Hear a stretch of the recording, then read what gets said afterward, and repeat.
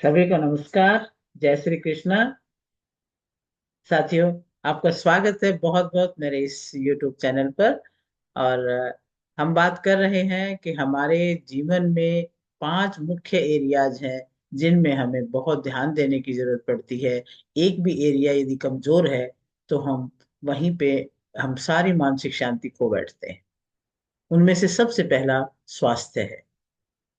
सबसे पहला सुख, सबसे बड़ा सुख निरोगी काया है।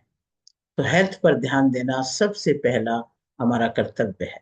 दूसरा कर्तव्य है कि हम अपने रिश्तों को मधुर बना के रखें। अपने परिवार में, जहां हम समाज में रहते हैं, वहां पर एक प्रेम व्यवहार में सबके साथ मिलजुल करके रहें। मनमुटाव ना रखें। प्रेम हो, सेवा हो, सौहार्द हो, सहानुभूति हो, सहयोग हो। और तीसरा, फिर हम जहाँ आजीविका कमाने के लिए जाते हैं, हमारा व्यवसायिक जो क्षेत्र है, वहां पर भी हम बहुत अच्छे से अपना कार्य करें। वहां भी बहुत प्रेम के साथ, कर्तव्य भावना के साथ यदि हम काम करते हैं तो वहां भी हम सफलता पा लेते हैं। तीसरा महत्वपूर्ण एरिया है, ये सब करते करते हमें धन की आवश्यकता पड़ती है। तो धन के बारे में हम किस प्रकार से अपने मानसिकता को बनाएं, कैसे धन को देखें, कैसे उसको कमाएं, किस प्रकार से उसको खर्च करें। तो धन के विषय में भी कुछ बातें हम भगवत गीता के संदर्भ से ही करेंगे। भगवत गीता क्या कहती है, धन और ऐश्वर्य का कितना महत्व है हमारे लाइफ में, और हम उसको किस प्रकार से समझें। तो आज भगवत गीता के संदर्भ से ही हम धन के बारे में बात करेंगे।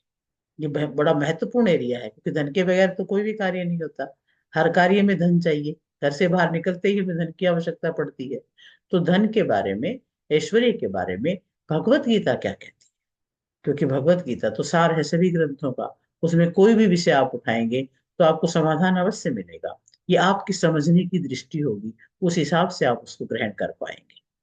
तो आइए बात करते हैं कि धन और ऐश्वर्य के बारे में भगवत गीता में क्या कहा गया है। भगवत गीता में धन और ऐश्वर्य के बारे में कई श्लोकों और शिक्षाओं के माध्यम से समझाया गया है कि इसका सही उपयोग क्या होना चाहिए और किस प्रकार इन्हें जीवन का सर्वोच्च उद्देश्य नहीं माना जाना चाहिए। गीता के अनुसार धन और ऐश्वर्य महत्वपूर्ण हो सकते हैं, लेकिन इनका मोह और इनकी आसक्ति हमें जीवन के असली उद्देश्य से भटका सकती। आसक्ति नहीं होनी चाहिए, ज्यादा अटैचमेंट नहीं होना चाहिए। ये भगवत गीता हमें बार बार शिक्षा देती है। पहली बात वो कहते हैं, असत्य और अधर्म से अर्जित धन के बारे में बताएंगे। यानी असत्य और अधर्म नहीं होना चाहिए हमारे धन के अंदर। आसुरिक प्रवृत्ति के जो लोग हैं, सैकड़ों इच्छाओं और लालसाओं में बंधे रहते हैं। ये 16वें अध्याय का 12वां श्लोक है। यानी वो कहते हैं कि नकारात्मक प्रकृति के जो लोग हैं, नेगेटिव सोच के जो लोग हैं, वो बहुत प्रकार की इच्छाएं रखते हैं, लालसाएं रखते हैं। वे अपनी इच्छाओं और क्रोध के वशीभूत होकर अनुचित तरीके से धन और ऐश्वर्य को प्राप्त करने का प्रयास करते हैं। तो भगवत गीता ये कहती है कि लोग अब केवल अपनी इच्छाओं और लालसाओं की पूर्ति के लिए जो धन की आकांक्षा रखते हैं, वे अधर्म के मार्ग पे चल पड़ते हैं। अब आपने देखा, संसार में हम देखते ही हैं कि जिसको ज्यादा लगी रहती है ना कि मेरे पास ये होना चाहिए, वो बहुत ज्यादा सुख होने चाहिए, अगर वो सही तरीके से नहीं कमा पा रहा, धार्मिक रूप से नहीं कमा रहा है, तो वो अधर्म के रास्ते पे चल के कमाते हैं। इसी से हमारे देश में भ्रष्टाचार बढ़ता है। और भ्रष्टाचार सिर्फ हमारे कर्मों में बढ़ता है, हमारी बुद्धि में बढ़ता है, और उससे हमारी बहुत तरह की प्रगति रुक जाती है। हम दिखावे के रूप में प्रसन्न हो सकते हैं, लेकिन आंतरिक रूप से कभी प्रसन्नता नहीं मिलती है। आंतरिक रूप से प्रसन्नता उसी व्यक्ति को मिलती है जो ईमानदारी से कमा रहा है। ईमानदारी से भी कमाया जा सकता है। आप मेहनत करें, नए नए तरीके सोचें। एक साथ कई कई तरीके भी सोच सकते हैं। आजकल तो कहा जाता है कि हमें बहुत इनकम के बहुत सारे तरीके बनाने चाहिए। कुछ तरीके ऐसे हों, इन्वेस्टमेंट के तरीके हो सकते हैं, पैसिव इनकम के तरीके हो सकते हैं, बहुत सारे ऐसे साधन बहुत आज के युग में बताए जा रहे हैं। तो वो हमें अपनाने चाहिए, अधर्म के रास्ते पे चल करके बिल्कुल नहीं। दूसरी बात, धन का उपयोग और त्याग क्या होता है। जो लोग देवताओं के द्वारा प्रदान किए गए धन का उपयोग करते हैं, यानी जो उनको धर्म से मिल रहा, अपने स्वधर्म का पालन करते हुए, अपने कर्तव्य का पालन करते हुए जो उनके पास धन आ रहा है, उसका उपयोग करते हैं और समाज में कुछ योगदान नहीं देते हैं।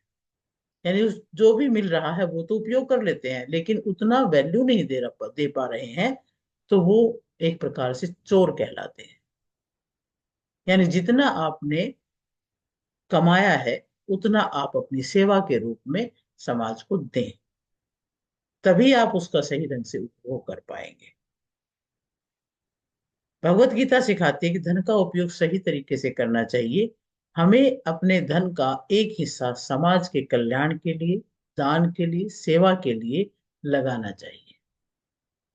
यानी जिस समाज से हम ले रहे हैं वहां हमें देना भी है। धन का सही उपयोग तभी हो पाता है। तीसरी बात भगवत गीता में क्या कही है, धन और भौतिक सुखों का मोह क्या करता है।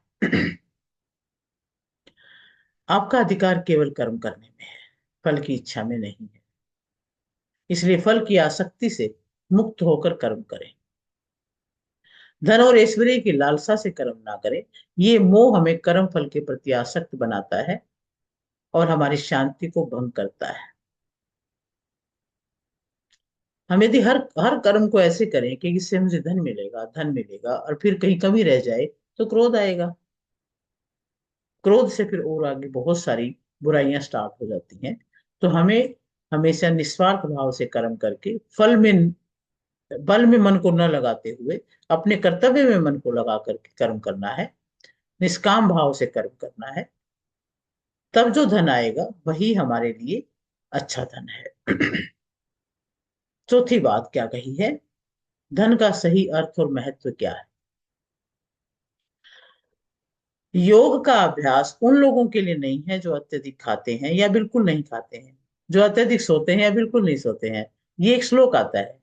तो इसी के आधार पे हम ये भी समझ सकते हैं कि जो धन और ऐश्वर्य हमें जीवन में संतुलन बनाना सिखाता है, वो ऐश्वर्य, वो धन हमारे लिए उचित है। अत्यधिक धन और भौतिक सुखों में डूबने से हमारी आत्मिक उन्नति हमसे दूर हो जाती है। यानी हर चीज में संतुलन चाहिए। संतुलित रह करके आप जो भी कर्म करते हैं, अपनी आध्यात्मिक उन्नति को बाधित नहीं करते हैं, वो उन्नति श्रेयस्कर। अब निष्कर्ष रूप में हम यही कह सकते हैं कि भगवत गीता हमें सिखाती है कि धन और ऐश्वर्य का महत्व तभी होता है जब उसका उपयोग सही दिशा में किया जाए। हमें इसका उपयोग समाज के कल्याण और आत्म कल्याण के लिए करना चाहिए। श्री कृष्ण ने स्पष्ट किया है कि जीवन का असली उद्देश्य आत्म साक्षात्कार और आध्यात्मिक उन्नति है, न कि केवल भौतिक सुख और ऐश्वर्य। यदि धन और ऐश्वर्य को मोह और लालसा से परे रखा जाए और उसका उपयोग धर्म, सेवा, परोपकार के लिए किया जाए, तो वो एक साधन बन सकते हैं। लेकिन यदि वे जीवन का मुख्य उद्देश्य बन जाए, तो वे हमें अधर्म और अशांति की ओर ले जाते हैं। तो साथियों, ये हैं भगवत गीता में दी हुई शिक्षाएं, जो हमने संक्षिप्त में पढ़ी। आप इनको विस्तार से पढ़ें, अच्छे से समझें और समझकर अपने जीवन में लेके आए कि धन और ऐश्वर्य कितनी मात्रा में या किस रूप में हमारे लिए श्रेयस्कर है। आज के लिए इतना ही। जय श्री कृष्ण।